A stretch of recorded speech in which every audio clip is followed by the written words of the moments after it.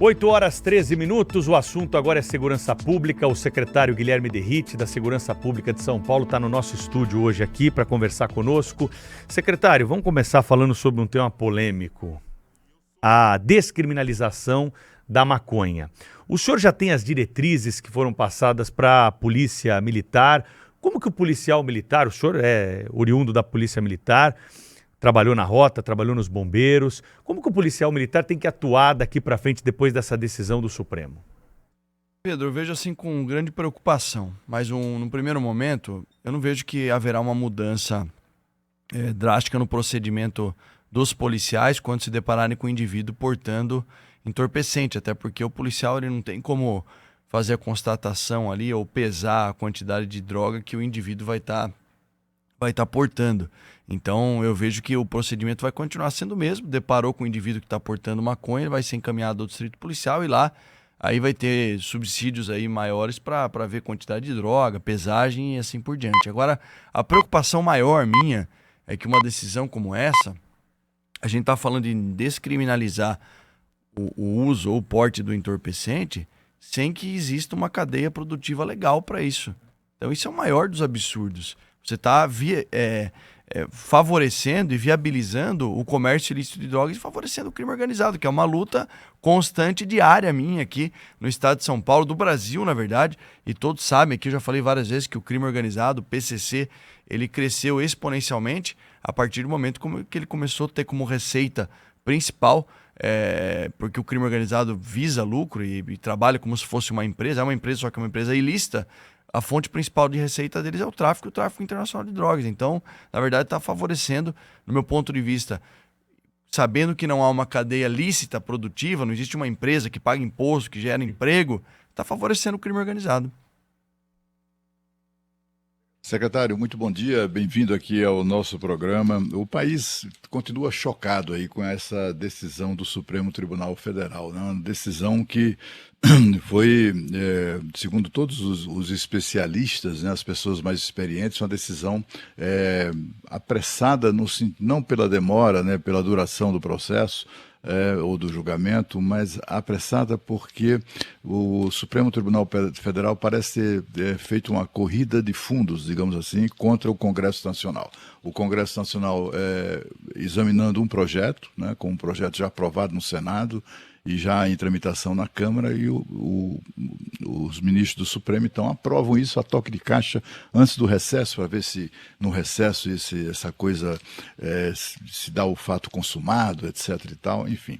O fato é que ontem nós entrevistamos aqui, por exemplo, o Dr. Ronaldo de Laranjeira, né, que é um dos maiores especialistas brasileiros, e ele é uma dessas pessoas inconformadas, mas ele deu um testemunho de especialista na área de pesquisa, né, enfim, ele é médico psiquiatra, é chefe da unidade de pesquisa sobre drogas na Universidade Paulista, na Faculdade Paulista de Medicina, e eu queria saber da sua opinião como especialista no combate ao tráfico, no combate aos entorpecentes de uma maneira geral, né, como secretário de Segurança Pública. É sobre as tais 40 gramas, né, de maconha. 40 gramas dá para confeccionar muitos cigarros. Eu já ouvi cigarros de maconha, né? Eu já ouvi estimativas que vão de 30 a 130 cigarros de maconha. Eu queria que o senhor nos desse que não é coisa, ainda que sejam 30, não é pouca coisa, né? Uma sacolinha com 30, isso para consumo próprio é uma brincadeira, né? E eu queria saber do senhor exatamente isso, esse tipo da definição ou dessa régua que o Supremo passou. Ou seja, traficante, olha, até aqui tudo bem, né? Você não será incomodado pela polícia. Passou daqui, mas só que esse limite é um limite já absurdo. Eu queria que o senhor fizesse uma avaliação sobre isso, sobre as tais 40 gramas de maconha. Bom dia, Cláudio. Além dessa avaliação sobre a pesagem que foi estipulada pelo Poder Judiciário, na figura da Suprema Corte, eu vejo um outro problema nisso, né? Uma invasão de competência do STF e uma negligência ali, uma benevolência do Poder Legislativo, que tem o papel constitucional de elaborar a lei e dizer o que pode e o que não pode, mediante a lei, ser feito, e nesse assunto específico sobre drogas. E quão bom seria se com a nossa Constituição, que diz que os poderes devem viver em harmonia, né? E a gente sabe que isso acaba virando uma queda de braço de lá para cá, ora com o executivo, com o judiciário, ora o judiciário com o legislativo. Eu creio que o Congresso, por ter uma boa parte, se não a maioria formada por deputados, senadores conservadores, vai acabar aprovando uma legislação indo contra essa decisão da Suprema Corte. Eu creio que isso seja a vontade da maior parte da população. Esse é o primeiro ponto. Segundo ponto, especificamente sobre a sua pergunta dos 40 gramas, é um absurdo. Eu vi um vídeo também falando de 120 cigarros de maconha. Então vamos lá, vamos para o caso concreto. Vamos pensar naquele criminoso que é um traficante, ele é traficante, ele sabe da brecha que existe na lei, porque a nossa legislação é muito benevolente quando se fala em combate ao crime. Ele vai falar o seguinte: eu estou com 120 cigarros aqui, vou ficar vendendo. E eu vou reabastecendo de 30 em 30, de 40 em 40, e toda vez que eu for abordado pela polícia, eu falo, não, tá aqui, ó. Se o criminoso for ainda mais audaz, folgado, ele pega uma balança e deixa uma balança do lado aqui, policial, ó, tá dando 35 gramas. E aí o policial vai fazer o quê? Infelizmente, é o que foi aprovado. É um absurdo. Além do absurdo maior ainda, que eu já mencionei, que é o favorecimento de uma cadeia produtiva ilícita de drogas. Aliás, o PCC, desde 2014, 2015, possui uma célula lá no Paraguai, porque não tem mais intermediário na compra da droga, da maconha. Majoritariamente a droga que vem para o Brasil vem. O Brasil não é um produtor nem de cocaína, aliás, nem de maconha, muito menos de cocaína. Então, tem um integrante do PC que fica lá no Paraguai só para negociar a droga que é produzida lá. Então, eu vejo isso como um completo absurdo. Espero que o Congresso Nacional exerça o seu papel e aprove uma lei contrária aí ao uso e porte de entorpecente. Secretário, muito prazer tê-lo novamente aqui no Jornal Gente conosco, né, para esclarecer. Ainda queria continuar nesse assunto da maconha, porque aqui na Europa, até o senhor falou o negócio do PCC, enfim, lá no Paraguai, e injustamente o Brasil leva a pecha de a cocaína do Brasil. Enfim, como se o Brasil produzisse cocaína, mas assim, quem viabiliza, né, para atravessar o Atlântico, a gente sabe quem é e por que porto que passa, né, e como é que chega aqui. Mas o fato é que o tráfico de drogas aqui na Europa aumentou demais. Hoje a Alemanha vem com dados alarmantes e a cocaína, êxtase, as chamadas drogas sintéticas, aquela K, enfim, várias, e inclusive o crack. E sabe, secretário, é que há muito tempo, quando eu entrevistava especialistas, já chegaram a me dizer que crack era uma droga de terceiro mundo, que jamais chegaria na Europa e nem nos Estados Unidos. Olha aí como o tempo é o senhor da razão. Está chegando e está chegando pesado. E o que eu queria perguntar é o seguinte, eu perguntei ontem, né, como bem o Cláudio mencionou, o Dr. Ronaldo Laranjeira participou conosco do Jornal Gente, eu perguntei para ele como especialista de saúde. E eu quero te perguntar como especialista em segurança. A maconha, ela é a porta de entrada para essas drogas? A prática no... Bom dia, Sônia. Prazer falar com você novamente. A vida policial, a vivência policial, qualquer um desses indivíduos que a gente for abordar na região lá das cenas abertas de uso, né, vulgarmente conhecido como Cracolândia, dificilmente você vai abordar um e vai falar que a primeira droga que ele experimentou foi o crack. Então, majoritariamente começou com a maconha, depois evoluiu para a cocaína e infelizmente acabou indo para essa droga mais perigosa. E voltando a falar sobre esse contexto em que o Brasil, né, a cocaína do Brasil, é importante a gente falar da estratégia que a gente está utilizando aqui no estado de São Paulo.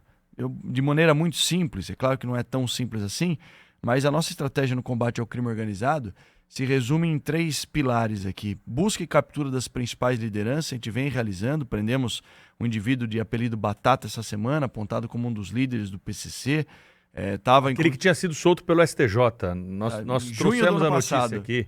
Exatamente. Em junho do ano passado foi liberado por uma decisão do STJ, um absurdo, né? Um indivíduo de extrema periculosidade, já chegou a ser o responsável, sintonia final. Segundo relatos de inteligência, uma das atribuições dele na rua agora era organizar, arquitetar o resgate do Marcola, do Presídio Federal. Então, o indivíduo, prendemos ele essa semana. Então, primeira estratégia, busca e captura das principais lideranças. Segunda, inviabilizar a cadeia logística do tráfico de drogas e do tráfico internacional de drogas. De que maneira? Investindo em inteligência policial, asfixiando financeiramente a organização criminosa e aumentando a apreensão de drogas. A gente aumentou, só no primeiro quadrimestre, 50% a apreensão de cocaína.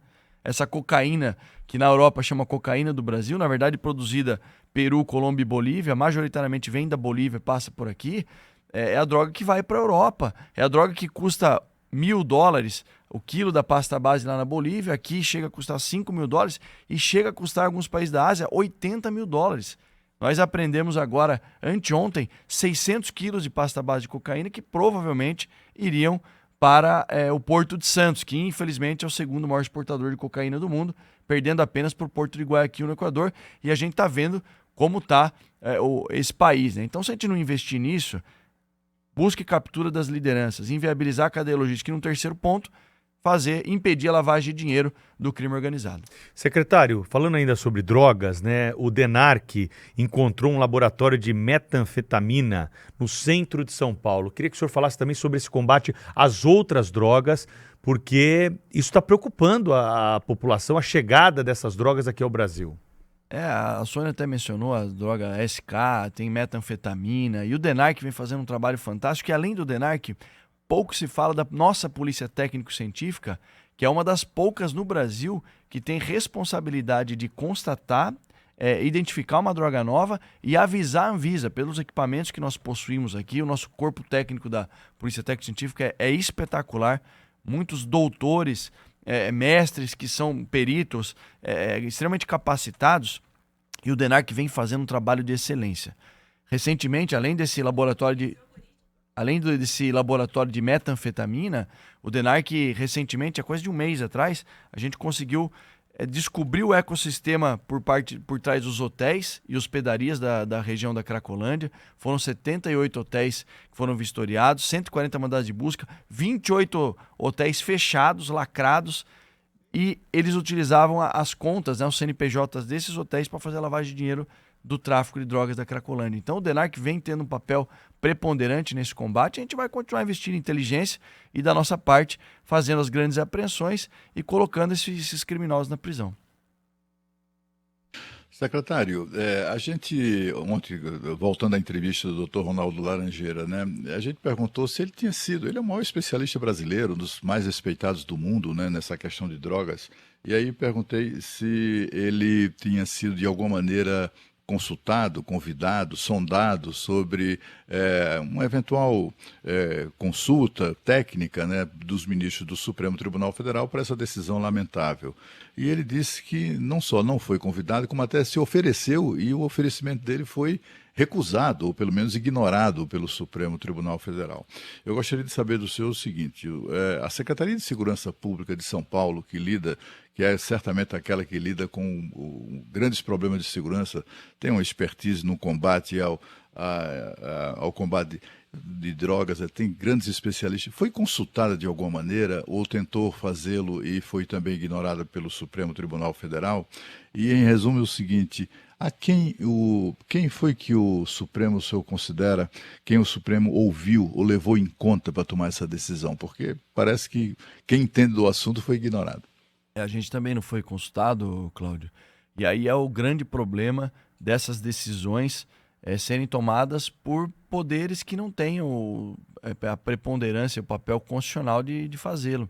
Porque dentro de um processo legislativo, de uma lei que está sendo construída na Câmara dos Deputados, é normal a realização de várias audiências públicas sobre o tema. Com certeza, os especialistas, o Dr. Ronaldo Laranjeira, o Dr. Quirino, que também foi secretário nacional antidrogas e agora está ali no hub de atendimento e outros cuidados, que foi uma inovação aqui da gestão do governador Tarcísio de Freitas, psiquiatra também, mestre, doutor, especialista também em tratamentos de pessoas dependentes químicos. A arena principal desse debate, dessa construção, dessa legislação, dessa política pública, tem que ser o Congresso Nacional, porque durante o processo legislativo está previsto ali a realização de várias audiências públicas, onde os especialistas, comunidade acadêmica, a população pode se fazer presente, pode ser ouvida também, enfim. E aí, por uma decisão do Poder Judiciário, e ainda eu não sabia, né, dessa questão que o próprio Dr. Ronaldo Laranjeira se ofereceu, acaba acontecendo aí algo que não condiz com a realidade e com a necessidade do povo.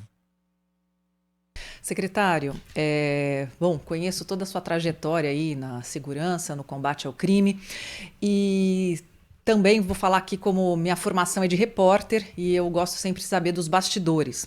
Então, se me permite, eu gostaria de fazer uma mesma pergunta que eu fiz para o Dr. Lincoln Gakia, porque a gente precisa entender o que acontece e quantas as pessoas a gente pode contar no futuro para o combate contra o crime. Bem, quantas ameaças de morte você recebe por dia? Como você lida com isso? E como encorajar aquele jovem que quer ser policial e quer combater o crime a entrar nesse mundo sabendo que ele está correndo riscos? Sônia, essa é uma parte que eu falo muito pouco, né? Porque, como eu sou político, sou deputado federal, licenciado, enfim, estou no meu segundo mandato e com muito orgulho, eu acho que o Congresso Nacional tem o poder de mudar um país, mudar uma nação, exercendo seu papel constitucional. Mas, de fato, a função aqui ela é árdua, o desafio é muito grande. E os prejuízos bilionários que nós estamos impondo ao crime organizado, quando eu falo isso, eu falo financeiramente, mas também captura, prisão, investigação de grandes líderes da organização criminosa, é óbvio que existe por parte, existe uma reação, né, por parte deles. Eu tenho relatos de inteligência, de planejamento do crime organizado para cometer atentado contra a minha vida. Isso nunca foi divulgado, foi trabalhado sempre dentro do âmbito do serviço de inteligência, inclusive indivíduos que já foram presos porque estavam com essa, entre aspas, missão, né? Preso com fuzil, com munições, com muito armamento pesado e bastante armamento. Agora, não tem outro argumento, outra justificativa a não ser o idealismo, né? Eu acho que, assim, na história da humanidade, as grandes mudanças foram feitas por homens de coragem. Então, alguém tem que enfrentar o crime organizado. Eu não vou aqui, na minha carreira de 21 anos de policial militar, negligenciar a existência do PCC e, mais do que a existência, a proporção, o tamanho, a dimensão que eles tomaram, infelizmente. Isso é um problema nosso, não só do Brasil, do estado de São Paulo. O PCC nasceu em 1993, cresceu e ganhou proporções transnacionais. E alguém tem que colocar um freio neles. E Deus quis que talvez esse alguém fosse o governador Tarcísio de Freitas, eu e todos os policiais que sempre fizeram um grande trabalho. Agora tem o suporte dentro da estratégia política de quem tem o poder decisório de continuar trabalhando, combatendo o crime, asfixiando financeiramente e dando prejuízo. O nosso objetivo é inviabilizar de tal forma que o crime organizado decida escolher outra rota que não a rota de São Paulo para fazer o escoamento da droga para outros países. 8h31, estamos conversando aqui no Jornal Gente com o secretário de Segurança Pública de São Paulo, Guilherme Derrite. Nessa manhã, na sequência, tem outros temas para abordarmos a respeito da segurança pública. A gente volta já. Rede Bandeirante. São 8h33, estamos debatendo a segurança pública com mais profundidade hoje no Jornal Gente, recebendo o secretário de Segurança Pública de São Paulo, Guilherme Derrite, que é deputado federal licenciado pelo PL. Secretário, saída temporária de presos, um assunto que a gente debateu muito nos últimos tempos, o senhor participou conosco sempre que possível aqui do programa, trazendo informações, se licenciou do cargo para voltar a Brasília para justamente conduzir essa discussão. Tivemos a aprovação, mas foi mais ou menos um ganhou, mas não levou por enquanto, porque a Justiça ainda tem soltado criminosos durante esses períodos por um entendimento do Supremo Tribunal Federal de que essa decisão só vale para casos praticados depois da promulgação da lei, lembrando que foi uma lei vetada pela Presidência da República e depois nós tivemos a derrubada do veto pelo Congresso Nacional.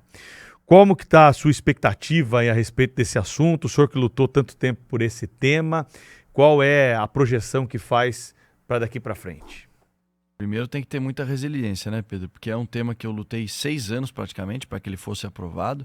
Eu fui o autor do projeto do substitutivo, porque na verdade eram 76 projetos. Eu fui o relator, então eu reuni todos, apresentei um novo projeto. Aprovamos uma vez na Câmara, dia 3 de agosto de 2022. Foi para o Senado, ficou parado lá mais de um ano. Aí depois da morte do sargento Roger Dias, inclusive a lei que a Lei 14.843 leva o nome do Sargento Roger Dias. Aí sim o Senado votou em fevereiro do ano passado. Aí, com uma pequena alteração, voltou para a Câmara. Eu pedi para o governador para que eu retornasse para o mandato, para ser novamente o relator da matéria, para que nenhum outro deputado acabasse mudando o texto ali, enfim. Conseguimos aprovar novamente na Câmara, e quando a gente achou que tinha acabado a guerra, o presidente da República atual, ele vetou o projeto e vetou o coração do projeto, que era justamente as 5 saídas temporárias que os criminosos do regime semiaberto, cumprem pena no regime semiaberto, têm direito em 7 oportunidades. Aí voltou para o Congresso, nós conseguimos derrubar o veto do presidente da República, fazendo aí a vontade da maior parte da população. Aí vem uma outra etapa, uma outra guerra agora. O entendimento jurídico, e foi um entendimento ali preliminar da Suprema Corte, de que só vale o fim da saída temporária, ou seja, o detento que cumpre pena no regime semiaberto atualmente, como se fosse uma espécie de direito adquirido. Eu não compactuo dessa visão jurídica, inclusive. Para mim, o texto aprovado ele é de matéria processual e não de matéria penal. Tem um princípio no direito penal que a lei não pode retroagir, a não ser que seja em benefício do réu, mas não é uma lei penal, é uma lei processual. E sendo lei processual, no estado de São Paulo, os 35 mil detentos do regime semiaberto, no meu entendimento, e de uma boa parte da comunidade acadêmica, jurídica, eles já deveriam ter esse benefício da saída temporária extinguidos. Isso ainda não aconteceu, porque vai haver uma decisão do plenário da Suprema Corte a respeito do tema, porque a Ordem dos Advogados do Brasil entrou com uma ADI questionando a constitucionalidade da lei, que é um absurdo também, né? Porque já passou pela CCJ da Câmara, da CCJ do Senado, ou seja, Comissão de Constituição e Justiça, as duas casas já analisaram a constitucionalidade, mas aí a OAB impetrou aí uma ADI e vamos aguardar aí a decisão do plenário da Suprema Corte. De toda forma, assim, para aqueles que ainda não acessaram o regime semiaberto, os 170 mil que estão no regime fechado e que um dia alcançarão o regime semiaberto, isso já é um ganho. Não é um ganho de imediato, é um ganho para o futuro, mas é um ganho e eu fico feliz de ter participado de todo esse processo. Agora, fato é que a saída temporária de preso, ela é um retrocesso, não tem benefício nenhum para a população, muito pelo contrário, traz um malefício para o povo. Eu falo isso com base política pública baseada em evidência. De 2006 a 2023, 128 mil detentos do regime semiaberto que saíram na saída temporária não voltaram. 128 mil. É claro, algumas matérias tendenciosas dizem só 5% não voltam. 5% de 40 mil presos são 2 mil criminosos que não voltam. E depois dá um trabalho gigantesco prender 2 mil criminosos. E o problema não é esse. O problema é que esses presos, durante a saída temporária, vamos imaginar aqueles que voltam, eles saem e cometem delitos. A gente comprovou isso através de um artigo científico, de um estudo, que durante o período da saída temporária, os crimes, eles aumentavam, os indicadores criminais aumentavam, porque a gente conseguiu, no ano passado, implementar uma nova rotina. Quando o policial se deparava com o indivíduo que estava gozando da saída temporária, aí ele está fora da comarca dele, da execução criminal que ele deveria estar. Ele está, a partir das 8 horas da noite da rua, ele já era levado imediatamente para o sistema prisional. Foram mais de 2 mil nessa situação. Então, para vocês verem como o preso ele não sai do regime semiaberto para se ressocializar ou para ficar com a família. Infelizmente, não é isso que acontece e a população fica à mercê dos criminosos. Secretário, eu me lembro que há uns anos atrás a Polícia Federal desenvolveu uma investigação que apurava o financiamento por quadrilhas como o PCC para que estudantes, né, estudantes pobres e tal, eles bancavam a educação, a qualificação dessas pessoas para que eles ingressassem na universidade, no curso de Direito, de preferência, e para que pudessem no futuro, então, participar de concursos para as diversas instâncias, digamos assim, de interesse dessas quadrilhas. Justiça, Ministério Público, Polícia e etc. e tal. Eu não sei se essa investigação, enfim, avançou ou permanece, porque deve ser uma ameaça, enfim, que não cessa. Mas, tendo em vista tudo isso e com tantas coisas ruins acontecendo contra a sociedade, em favor de criminosos na nossa sociedade, eles estão chegando ao poder, secretário? Sem dúvida, o PCC já tem o que a gente chama de características de máfia, né? Porque além de... Isso aí foi uma delação premiada, se eu não me engano, de 2021, 2020, em que o delator disse que o PCC tinha um caixa de mais de 100 milhões de reais para financiar campanhas municipais, estaduais, ou seja, apoiar vereadores, apoiar prefeitos, apoiar candidatos a deputados. Isso é um fato. E sabendo dessa sistemática do crime organizado, Cláudio, o que nós implementamos? Já há um bom tempo isso já existe, mas é um mecanismo de defesa das instituições policiais. Existe uma etapa chamada investigação social nos concursos policiais, onde toda a vida pregressa do indivíduo vai ser analisada, os antecedentes, a família dele, o local onde ele mora, até a escola onde estudou, para que a gente não possa ter aí uma brecha no sistema e um indivíduo que pertence à organização criminosa ou algum infiltrado dentro das forças policiais, que de fato eu me recordo dessa investigação em que a PCC chegou a pagar até faculdade de direito, né, para indivíduos prestarem concurso para carreiras jurídicas, para ingresso nas polícias. Então é uma preocupação nossa e por isso existe essa etapa que, te falo, no último concurso da Polícia Civil, que nós demos posse há menos de 2 meses atrás, foi o maior concurso da história, 4.017 policiais civis, um indivíduo do crime organizado foi identificado nessa etapa e foi desclassificado. Nós estamos conversando ao vivo aqui no Jornal Gente com Guilherme Derrite, secretário de Segurança Pública de São Paulo. Secretário, eu lembro que na pandemia o Supremo Tribunal Federal proibiu a polícia de subir o morro no Rio de Janeiro, né, sem autorização prévia da Justiça. Bom, São Paulo tem o PCC, o Rio tem o Comando Vermelho, que são organizações criminosas que, como você bem pontuou, enfim, saíram das fronteiras, né, infelizmente. Os senhores se colaboram como combate ao crime organizado, as secretarias? Importante, Sônia, essa pergunta. Antes de eu responder, deixa eu só fazer um adendo aqui, que toda vez que eu falo com a Sônia, eu lembro daquela tragédia no Largo do Paissandu. Que horror. E ontem foi o dia do bombeiro brasileiro, então eu queria aqui render as minhas homenagens aí a todos os bombeiros militares do Brasil, em especial os bombeiros de São Paulo, que são uma referência, não digo nem nacional, mas mundial, os nossos heróis do Corpo de Bombeiros que tiveram na missão humanitária no terremoto na Turquia, que estão até hoje lá no Rio Grande do Sul, ajudando nossos irmãos gaúchos. Então, eu sou grato a Deus por ter tido a oportunidade de, por 4 anos, pertencer a essa instituição tão valorosa, tão grandiosa, que é o Corpo de Bombeiros do Estado de São Paulo. Um orgulho para nós. E sobre essa questão, a colaboração entre estados e secretarias existe desde o início da nossa gestão. A gente tem aqui um grupo chamado SUMASP, que compõe Rio Grande do Sul, Santa Catarina, Paraná, São Paulo e Mato Grosso do Sul, as secretarias de segurança, os comandantes gerais e delegados gerais.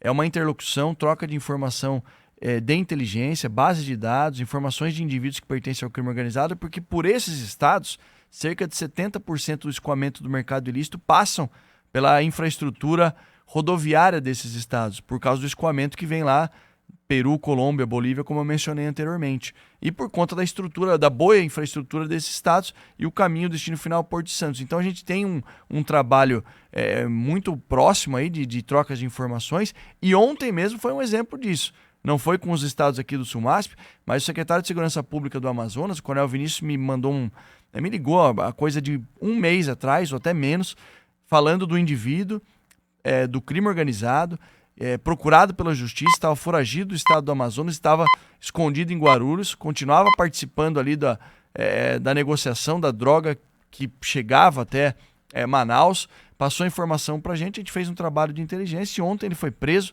com grande quantidade de droga. Então existe um trabalho entre as secretarias de colaboração mútua para que a gente possa, porque de fato o crime organizado ele não obedece nenhuma fronteira estadual, né? Então é mais do que necessário essa interlocução nossa, e seria melhor ainda se existisse uma coordenação por parte do governo federal, que não existe. Nenhuma. A única coisa que o governo federal faz hoje em dia é repassar recurso, que é obrigação dele fazer. E repassa, assim, um recurso ínfimo. daquilo que... Eu vou dar o exemplo para vocês. O Fundo Nacional de Segurança Pública repassa para o Estado de São Paulo 50 milhões de reais por ano. E essa média é meio que igual para todos os estados. Não obedece nem à proporcionalidade habitacional ou qualquer outra. É só Enfim. repasse, não tem ninguém que conversa com vocês? Sônia, gostaria muito que tivesse uma coordenação, em especial para combater o crime organizado, mas não existe. Se eu falasse que existe, e eu estou à disposição para que isso aconteça. Até fiquei muito feliz com a ida do Dr. Sarrubo, que era chefe do Ministério Público aqui de São Paulo, para a Secretaria Nacional de Segurança Pública, na expectativa de que isso aconteça. E eu estou à disposição do governo federal para colaborar 100%, porque segurança pública é suprapartidário. Não importa se o governo federal, e eu não sou aliado do governo federal, todos sabem disso, mas quando se fala em segurança pública, combate ao crime organizado, a política tem que ser deixada de lado. É uma causa suprapartidária, nós temos que defender a população brasileira. Secretário, para começar essa mobilização nacional, seria importante uma integração desses bancos de dados, né? Aqui em São Paulo tem uma experiência muito exitosa, a gente estava falando da saída temporária, o senhor passou por cima, acho bom explicar também melhor para as pessoas como é que funciona, da Secretaria de Segurança Pública com o Tribunal de Justiça, para identificar os bandidos da saída temporária que estão descumprindo regra. O policial antigamente, ele fazia uma abordagem na rua, ele demorava, tinha uma verificação burocrática para saber quem era aquele sujeito. Hoje, com o tablet da viatura, ele já consegue descobrir se o sujeito está em saída temporária, já pega, já leva para o presídio, ou seja, já resolve rapidamente. Agora, essa integração com os outros estados não funciona. Então, se não é o secretário lá do Amazonas te ligar, o policial aqui pode abordar o sujeito na rua e acabar liberando. Hoje não mais, Pedro. Por quê? O que a gente fez? A gente celebrou um convênio, trouxemos a plataforma Cortex, que é do governo federal, foi lançado, se eu não me engano, no governo do presidente Temer.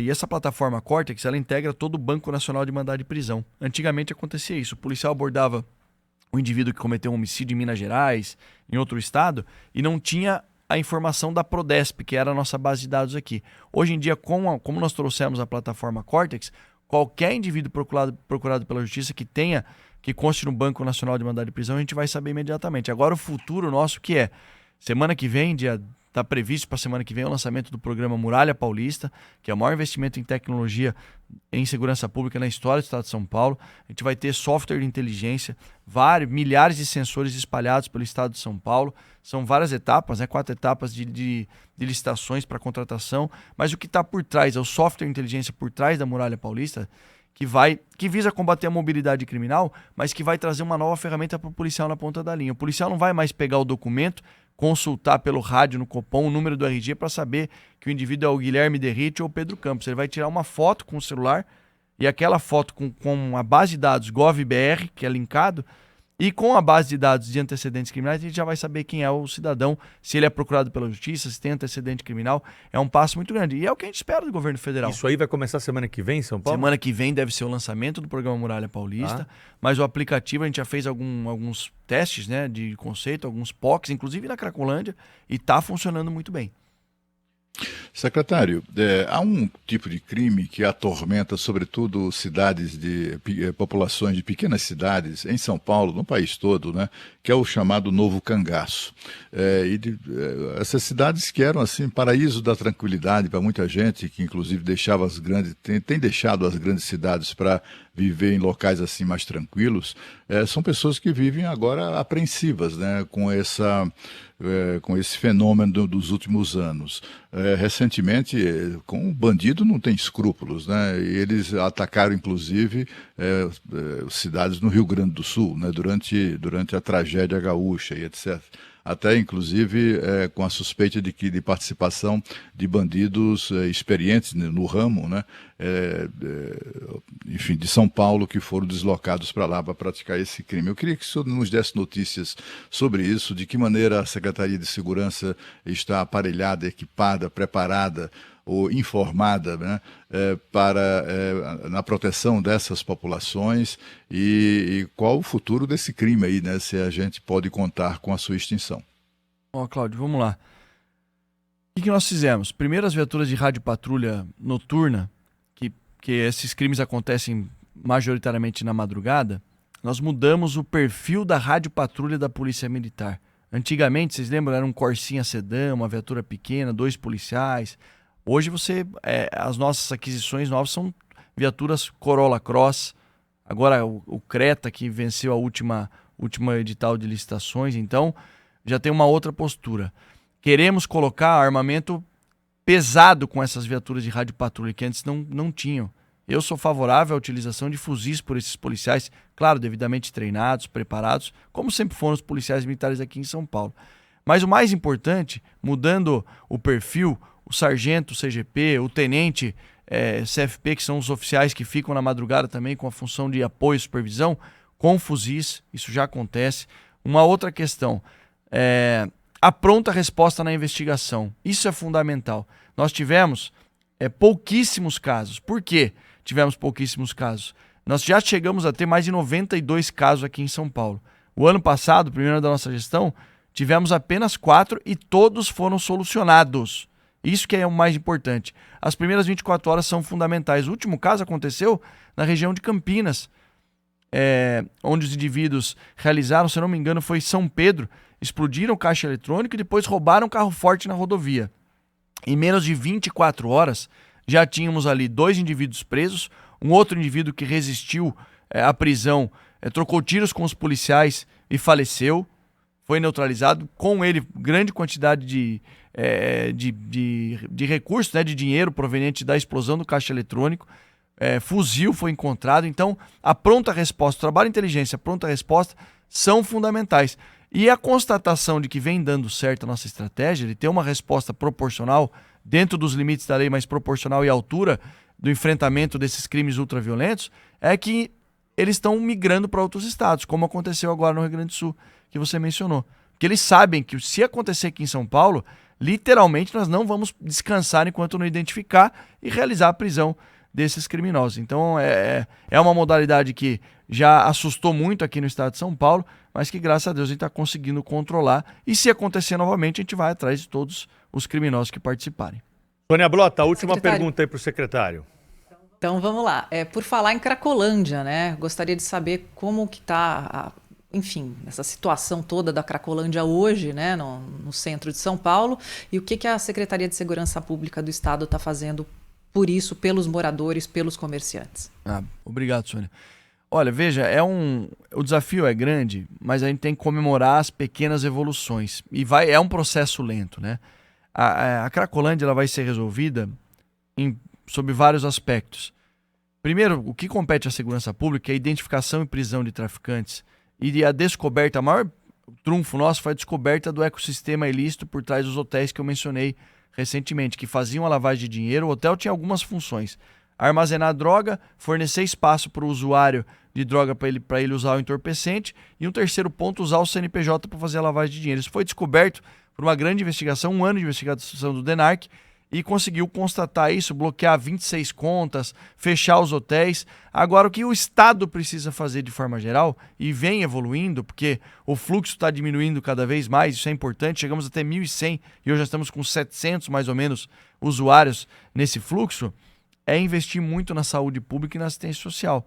E tem que ser um trabalho coordenado, município, Estado, com todas as secretarias atuando em conjunto. Da nossa parte lá, segurança pública, a gente vem comemorando essas pequenas evoluções, e a constatação é a redução dos indicadores criminais. Já chegamos a ter, e lá na Cracolândia a gente analisa semanalmente, não mensalmente, chegamos a ter redução de mais de 60% de roubos, mais de 40% de furtos na região.